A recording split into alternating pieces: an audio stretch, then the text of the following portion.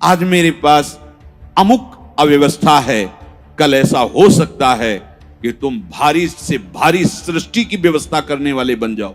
क्या चाहिए? निहाल हो जाओगे, निहाल हो जाओगे। कहते अब कृत्य कृत्य भयो, निहाल हो जाओगे। ये सबकी समझ में नहीं आएगा, ये आगे की बातें हैं।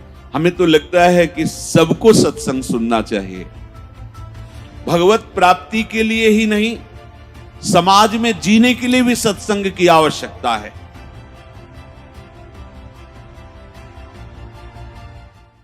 स्वीकृति, अगर ये स्वीकृति आप करते चले जाएं, जो श्रवण कर रहे हैं तो सच्ची मानिए, ये भ्रम खत्म हो जाएगा कि बहुत काल जब साधना करे तब ऐसी बात आती है। हम लोग तो गृहस्थ हैं, संसारी हैं, विषयी हैं, आदि आदि। आपने स्वीकृति ही आप गलत ढंग से कर रहे हैं, स्वीकृति ही आपने सही नहीं की।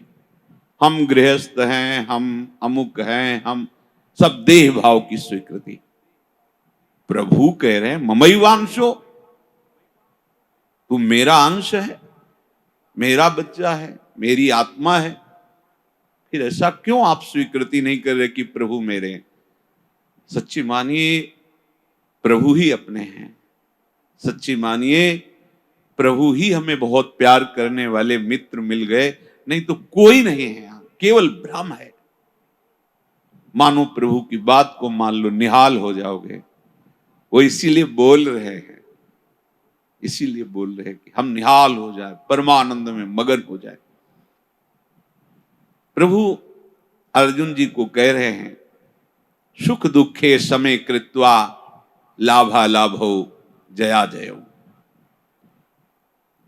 ये कर्म भूमि है, हमारा यहां जन्म हुआ है। अपने शुभ और अशुभ दोनों कर्मों को मिटा करके वो परम लाभ जो किसी कर्म से नहीं होता वो हम करें। वो कौन सा कर्म है जो हमें परम लाभ देगा? तो कह रहे हैं जय और पराजय में समान भाव रखना ही वो समता रूपी महान धर्म है जो तुम्हें बचा लेगा। बड़े से बड़ा शुभ कर्म भी फांसी ही है, चाहे सोने की जंजीर से फांसी लगाओ और चाहे रस्सी से फांसी लगाओ, मरोगे तो है ही। ऐसे शुभ कर्म भी फांसी ही है, लोक लोकांतर में भटकना होता है, विश्राम नहीं होता। और अशुभ कर्म तो है ही, कहना क्या है उसको।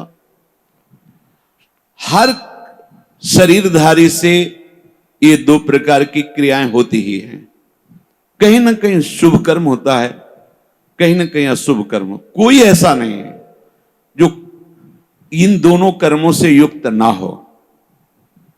बड़े बड़े ज्ञानी जनों के शरीर के द्वारा भी ये दो क्रियाएं हो जाती हैं, पर वो अपने को अलग कर चुके हैं, वो अपने स्वरूप में स्थित हैं, कर्ता भाव रहित हैं। इसलिए न शुभ उनका स्पर्श करता है, ना अशुभ स्पर्श करता है। वो जान के कोई क्रिया नहीं कर रहे, संकल्प करके क्रिया नहीं कर रहे, स्वाभाविक हो रही। अब उसमें कुछ भी ऐसी घटना घट जाती है तो उसके वो करता नहीं है। इसलिए कहा गया कि जो आत्मज्ञानी महापुरुष है, अगर उसके द्वारा बड़े से बड़ा शुभ कर्म हो जाए तो कोई उसका पुण्य फल नहीं होता, और बड़े से बड़ा कोई पाप कर्म बन जाए तो उसका कोई अपराध नहीं होता, क्योंकि कर्ता भाव से रहित है। ये सबकी समझ में नहीं आएगा, ये आगे की बातें हैं जहां अहंकार समर्पित हो जाता है। कैसे नहीं उसको अपराध लगेगा? उसके शरीर के द्वारा हो रहा है। तो जैसे हमारे इस प्रदेश में जितने भी प्राणी वास करते हैं, फिर देश में, फिर हमारे विश्व में, तो हम एक प्रदेश से लेते हैं, कितना अशुभ कर्म होता है और कितना शुभ कर्म होता है। क्या आपको दोनों का दंड मिलता है या पुरस्कार मिलता है? या आपको हर्ष होता है या शोक होता है? या सुख होता है या दुख होता है? नहीं होता। क्यों नहीं होता? क्योंकि हमारा संबंध नहीं। हो तो रहा है, शुभ अशुभ कर्म हो रहा है प्रदेश में, देश में, क्योंकि कोई भी शरीरधारी कर्म किए बिना रह नहीं सकता। और जो शास्त्र सम्मत कर्म करते हैं वो भगवत मार्ग के पथिक होते हैं। वो साधारण उनकी गणना नहीं आती शुभ अशुभ में, वो तो भगवत धर्म का पालन करने वाले होते हैं। वो तो महात्मा होते हैं, भक्त जन होते हैं, प्रेमी जन होते हैं। वो त्रिगुणातीत अवस्था की तरफ उनकी गति होती है। पर साधारण प्राणी प्रायः क्रिया किए बिना रह नहीं सकता। क्रिया होती है, और क्रिया जब अहम से होती है तो कहीं ना कहीं लाभ बुद्धि, सुख बुद्धि होती है। इसके कारण वो ये समझ नहीं पाता है कि धर्म है कि अधर्म है, और बढ़ता चला जाता है। कहीं खूब पापाचरण होते हैं, कभी कोई संयोग बन गया तो पुण्याचरण भी होते हैं। लेकिन आपको क्या फर्क पड़ता है? पूरे विश्व में दोनों प्रकार के कर्म हो रहे हैं, आपको क्या फर्क पड़ता है? कुछ नहीं। क्यों? क्योंकि उसका हमारा कोई संबंध ही नहीं है। समझ लीजिए। तो ऐसे ही विश्व का एक ये नमूना है, स्थूल शरीर, सूक्ष्म शरीर और कारण शरीर।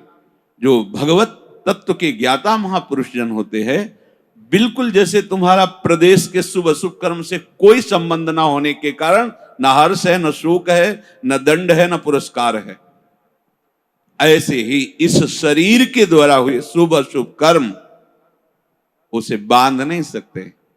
जिसने अपने स्वरूप को अलग करके इनसे संबंध त्याग कर दिया है।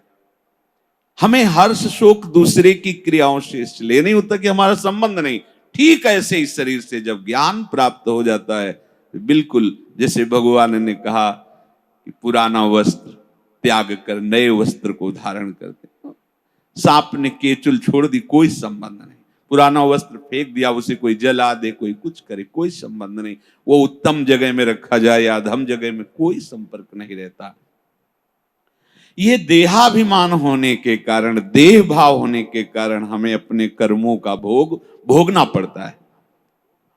अब हमको जो भगवान उपदेश कर रहे हैं कि इस कर्म जाल से कैसे मुक्त होना है, क्योंकि अवश्य में भोक्तव्यम कृतम कर्म शुभाशुभम, भगवत वाणी, भोगना पड़ेगा निश्चित। अब कोई ऐसा उपाय जो हम इन कर्मों के जाल से मुक्त हो सके। भगवान कह रहे हैं कि जो भी आपके द्वारा हो रहा है, पहली बात तो जो कर्म हो रहा है वो प्रमाणित होना चाहिए, गुरुजनों के द्वारा शास्त्र सम्मत। मनमानी आचरणों की यहां चर्चा नहीं। यहां जो है तस्मात् शास्त्रम प्रमाणम थे। आपका कोई भी कार्य बिना प्रमाण वाला नहीं होना चाहिए, मनमानी नहीं होना चाहिए। उसका प्रमाण किसी संत ने कहा है, आचार्य ने कहा है, गुरुदेव ने कहा है, भक्तों ने ऐसा कहा है, ऐसा हमारे बुजुर्गों ने कहा है, यह प्रमाणित होना चाहिए। अब उस कर्म का अनुष्ठान करते समय हमारे हृदय में लाभ की विशेष आकांक्षा होती है, उस कर्म की सफलता की विशेष आकांक्षा होती है। अगर आप प्रभु की इस वाणी को नहीं मानेंगे तो बहुत धोखा हो जाएगा हमसे, बहुत गलती हो जाएगी। जैसे जिसको लगता हो कि ये सुख दुख समय कृत्वा लाभा लाभो जया जयो, ये तो केवल विरक्तों के लिए भगवान कह रहे हैं, ऐसा नहीं। देखो सबको लाभ इसमें है। एक विद्यार्थी है, वो विद्या अध्ययन करता है पास होने के लिए, पूरा प्रयास करता है। किसी कारणों से, खेल में ज्यादा बुद्धि होने से, प्रमाद बुद्धि होने से, या प्रयासरत है उतना मानसिक प्रबलता ना होने से चूक हो गई, उत्तर नहीं दे पाया और परीक्षा में फेल हो गया। अब ये सूत्र उसको पता नहीं है, न घर वालों को पता है। अब उसे बोलते हैं कि इतना रुपया लगाया, इतनी फीस भरी और तू फेल हो गया।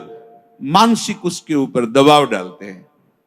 वो शास्त्र ज्ञान से रहित, विवेक रहित बालक विचार करता है, घर वाले भी असंतुष्ट हैं और पास भी नहीं हो पाया, अब क्या करे? बोले मर जाना अच्छा है। देखो कई ऐसी घटनाएं सुनने को मिलती, अमुक विद्यार्थी फेल हुआ तो उसने आत्महत्या कर ली। ये क्यों हुआ? ये विवेक ना होने के कारण। ठीक है, इस बार फेल हुए हैं तो अगली बार हम प्रयास करें जहां हमारी कमी रही। अगली बार भी फेल होते हैं तो केवल पढ़ करके विद्या या अध्ययन करके ही जीवन रखना होता है क्या? अगर विद्या नहीं है तो वो जीवन नहीं है। अरे भाई, ऐसा नहीं है। जीवन नष्ट करने का अधिकार तुम्हारा नहीं। किसी कार्य में असफलता होने पर अगर हम अपने जीवन को नष्ट कर देते थे तो बहुत बड़ा अपराध बन गया, बहुत बड़ी दुर्गति का कारण बन गया। हमें जो अवसर मिला था उन्नति का, हम अवनति में बदल दिया, बहुत बड़ी हमारी पराजय हो गई। इसलिए ये क्षमता आना अति आवश्यक है। हमें तो लगता है कि सबको सत्संग सुनना चाहिए, भगवत प्राप्ति के लिए ही नहीं, समाज में जीने के लिए भी सत्संग की आवश्यकता है। आसुरी बुद्धि पशुता का नाश करने के लिए सत्संग समर्थ है। एक किसान है, हजारों रुपए लगा करके मेहनत करके, बहुत बड़ी मेहनत होती किसान की, बहुत मेहनत होती, बहुत बड़ा तपस्वी होता, वो जान नहीं पाता है अज्ञान की धरा में होने के कारण। जिस ठंडी में आप वस्त्र त्याग नहीं करना चाहते, पूरी रात रात पानी लगाता है गेहूं की खेती में, बड़ी मेहनत करता है। जब फसल काटने का समय आता है तो वर्षा और ओले हो जाते हैं, पूरी फसल नष्ट हो गई। कर्जा लेकर उसने खाद पानी लगाया था, बेटी का ब्याह करना है, बच्चों को पढ़ाना है, अब फसल नष्ट हो गई। कर्जा कैसे देंगे, परिवार का पालन पोषण कैसे करेंगे? इससे अच्छा है आत्महत्या कर लो।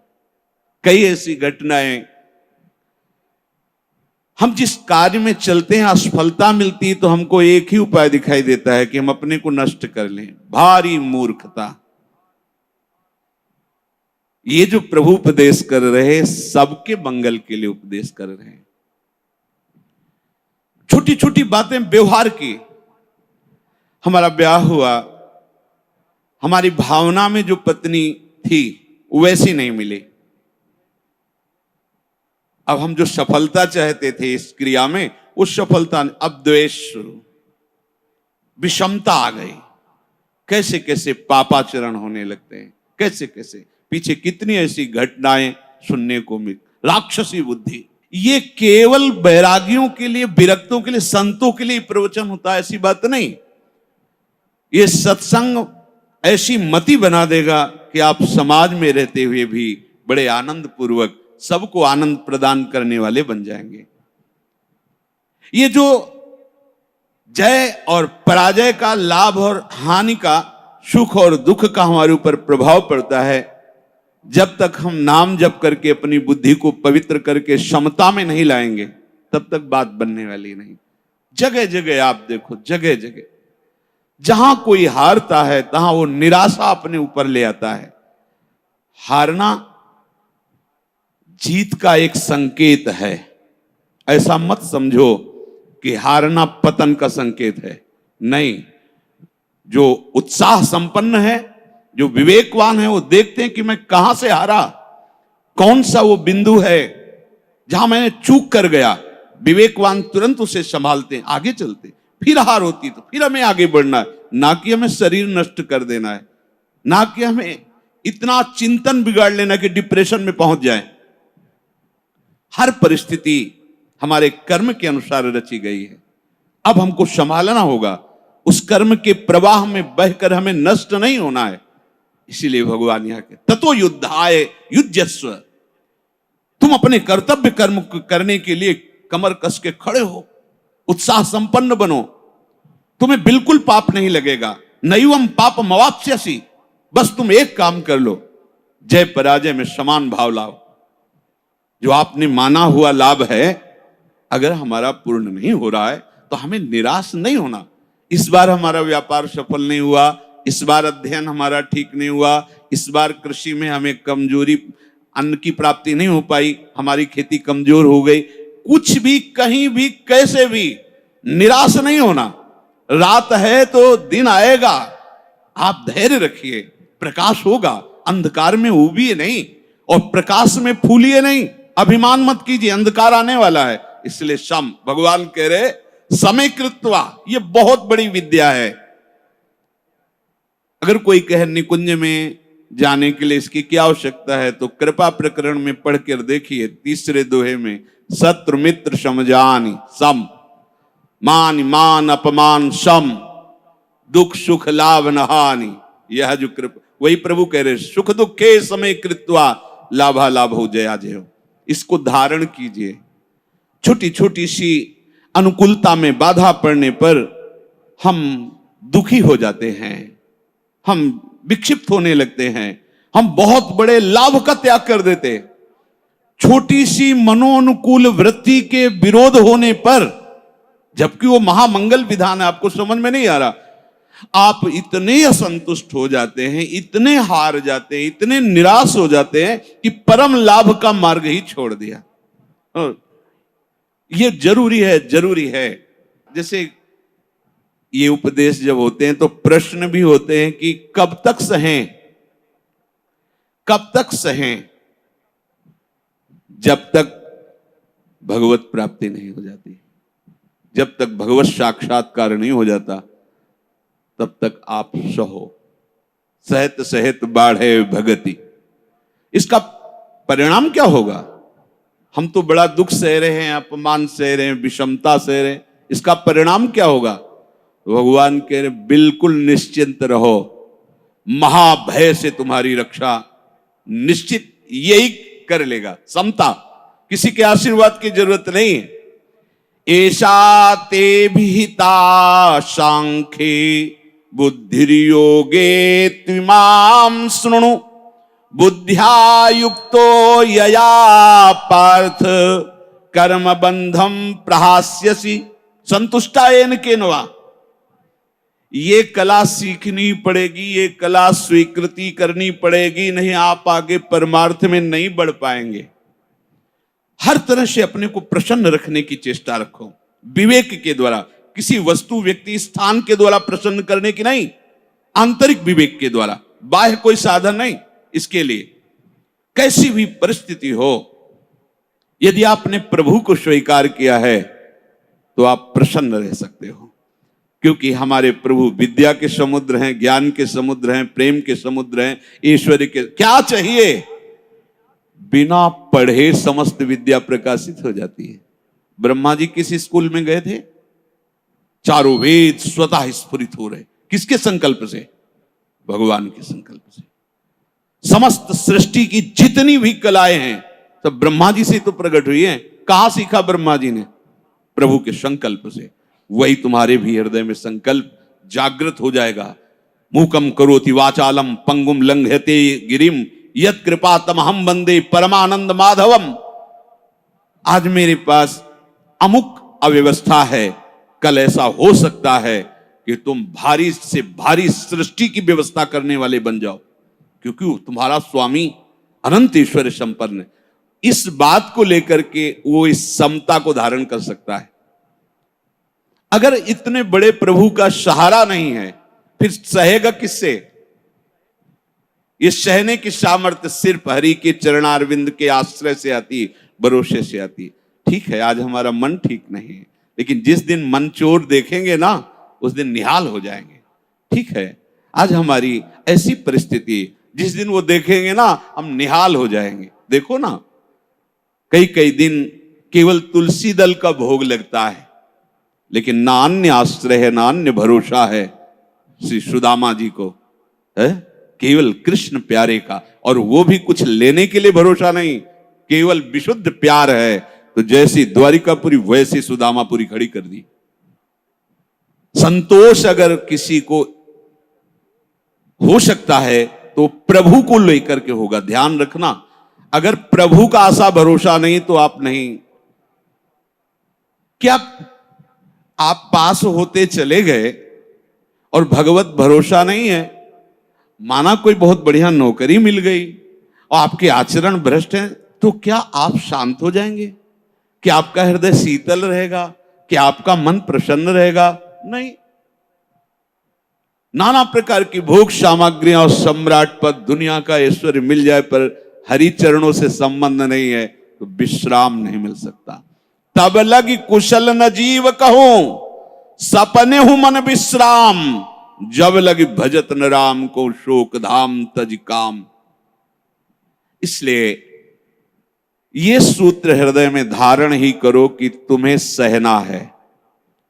सहनशील ही समता को धारण कर सकता है। कभी अपमान की परिस्थिति हो सकती, कभी मान की परिस्थिति हो, कभी सुख की, कभी दुख की, कभी लाभ की, कभी हानि की।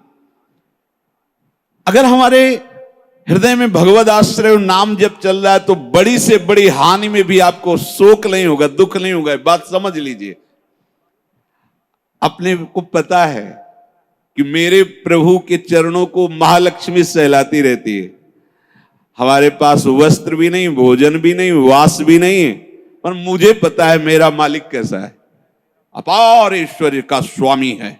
जिस दिन नजर हुई निहाल हो जाएंगे, दूसरे की तरफ वो ताकता नहीं। उस परिस्थिति में भी, ये हम सकामी भक्ति की बात कर रहे हैं, उस परिस्थिति में भी वो मस्त रहता है। जिस दिन मालिक की नजर हो जाएगी निहाल हो जाएंगे। अगर प्रभु का भरोसा नहीं है तो ये कोई भी बात धारण नहीं होगी, क्योंकि संसार के प्रवाह में तुम बहते चले जाओगे। टिकने के लिए तो कुछ होना चाहिए ना।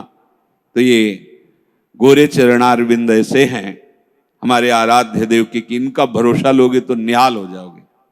निश्चित हर कदम आपका विश्वास प्रबल होता चला जाएगा। कैसे तुम्हें बताएं, लोगों को लगता है कि जितनी सांसारिक चेष्टाएं हैं, अगर ऐसा नहीं होगा तो ऐसा नहीं हो सकता। आप सच्ची समझो, केवल उनकी मुस्कुराहट से अनंत ब्रह्मांडों को रचने वाली माया प्रकट हुई, किसी दूसरे का सहयोग नहीं है। सच्ची वालों, वो क्या नहीं कर सकते। गरुड़ जी महाराज बड़े बड़े हजार हजार फण वाले सर्पों को ऐसे चीर के खा जाते हैं, और उनकी नजर हो जाए तो सांप का बच्चा गरुड़ को लील जाएगा। सांप का बच्चा गरुड़ को लील जाएगा, उनकी नजर हो जाए। अपार सामर्थ्यशाली मेरे हरि। अगर इनका भरोसा नहीं तो फिर आप ये धारण नहीं कर पाओगे। कौन सा ज्ञान ऐसा है जो हरि चरणों का आश्रय लेने वाले के हृदय में स्फुरित ना हो जाता हो। ये तो एक निमित्त मात्र होता है। जो स्वयं स्फुरित होता है वो हरि पढ़ाते हैं अंदर से बैठ करके, तभी वो माया के बंधनों से मुक्त हो। ये विश्वास मानो। चाहे आप गृहस्थ हो, चाहे विरक्त हो, विद्यार्थी हो, व्यापारी हो, किसान, कोई भी हो, बिना हरि का आश्रय लिए आप विश्राम को प्राप्त नहीं हो सकते। आप सुख चैन के लिए जीवन व्यतीत कर देते हैं, लेकिन कहीं सुख चैन नहीं मिलता। आप हरि आश्रित हो जाओ, क्या चाहिए निहाल हो जाओगे, निहाल हो जाओगे। जैसे कहते अब कृत्य कृत्य भयो, निहाल हो जाओगे। आज तक कोई ऐसा उदाहरण नहीं हुआ कि प्रभु का आश्रय लिया हो और वो ये विचार करके कहे कि धोखा हो गया, हमारा जीवन व्यर्थ चला गया। ऐसा नहीं, आज तक।